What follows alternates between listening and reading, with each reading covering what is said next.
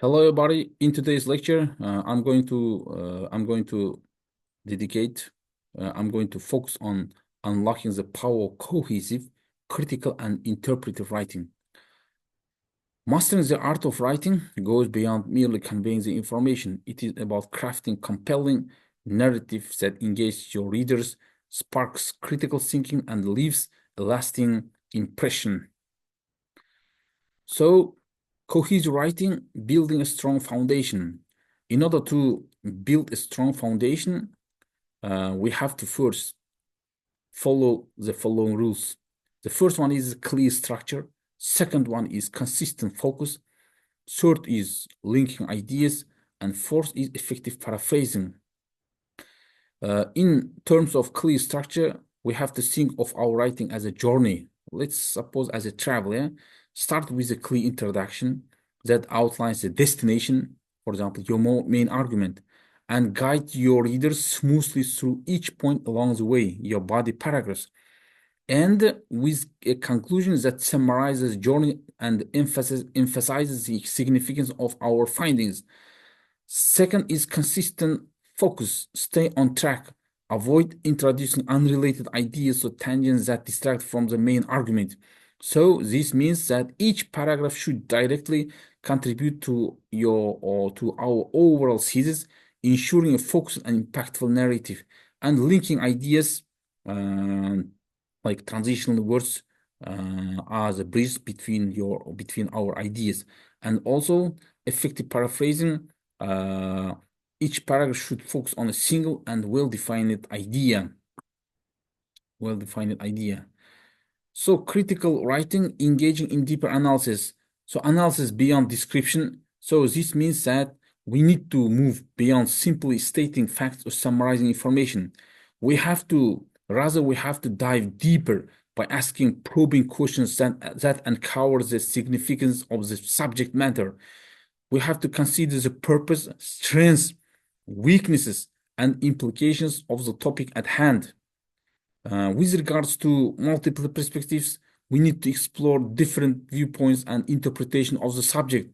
This encourages a balanced and informed analysis by considering various perspectives and weighing the evidence supporting each. With regards to evaluating evidence, we need to scrutinize the quality and reliability of the evidence and sources we utilize. Are they credible? By asking such question, are they credible? Are there potential biases?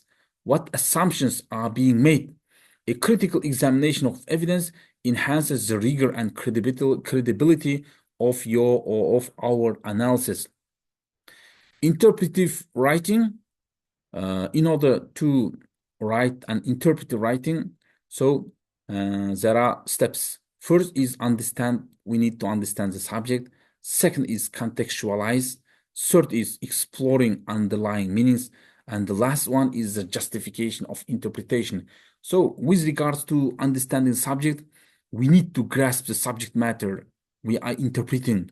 So, and after that, we need to break down the material into its essential elements to gain a comprehensive understanding of its component and structure. Because this foundation is crucial for accurate and insightful interpretation. Then comes contextualization. We need to place the material within its broader context. For example, when analyzing a historical context or historical text, we need to consider the time period, cultural factors, and the author's background. So this contextual understanding provides a rich interpretation of the material significance. As for the exploring underlying meanings, we need to look beyond the surface level to uncover hidden themes, symbolism, or subtext. So we need to consider what the material might represent, its deeper significance, and its connection to broader concepts or themes. So these steps of analysis reveals a richer interpretation. The last one is the justification of interpretation. So we need to support our interpretation with evidence. We need to use specific passages and examples or data to demonstrate how we arrive at our conclusions. This provides a clear and logical foundation for our interpretation and ensures its validity. So as for the synthesizing ideas or weaving coherent narrative, so there are three steps: combining different sources, developing a nuanced argument, and presenting a clear argument. We need we shouldn't just list sources or arguments in isolation. Rather, we have to show how they relate or to or contrast with one another. And by analyzing how one viewpoint will reinforce or challenge another, creating a dynamic and interconnected narrative. Uh, we need to recognize the complexities and ambiguities inherent in most issues. We need to avoid presenting a simplistic black and white argument. We have to acknowledge multiple dimensions and perspectives to create a nuanced and well-rounded analysis. And the last step is synthesizing our analysis into a clear and logical argument so that it flows smoothly from one point to the next.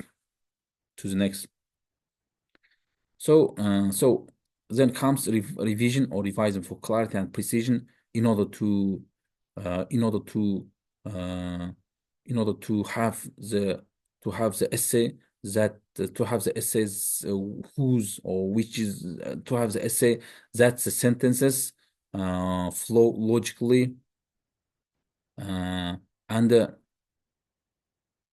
we have to concentrate on redundancy reduction. This means that we need to eliminate unnecessary repetition or overly complex sentences that could confuse the reader. We have to strive for concise and clear expression, concentrating on delivering our ideas effectively without unnecessary clutter.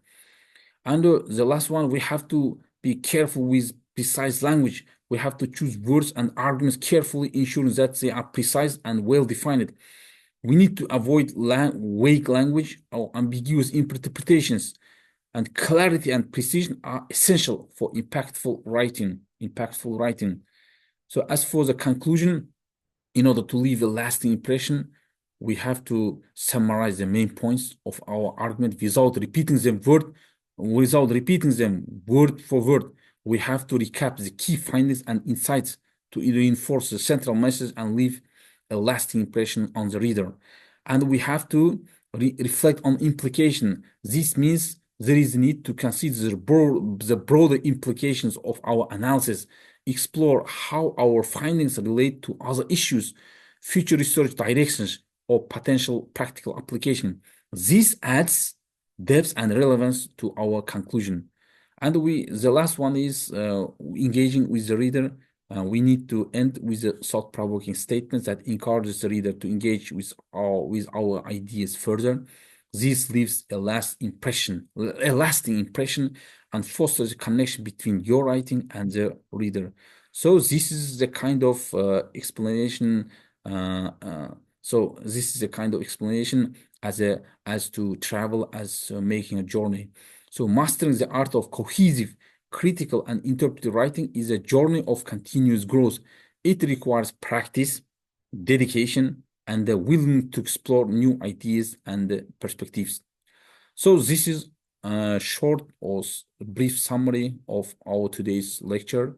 So dear students, if you have questions regarding today's lecture, we'll discuss this deeply in our seminar. Thank you very much for your watching. Have a good day. See you on seminar. Bye. Goodbye.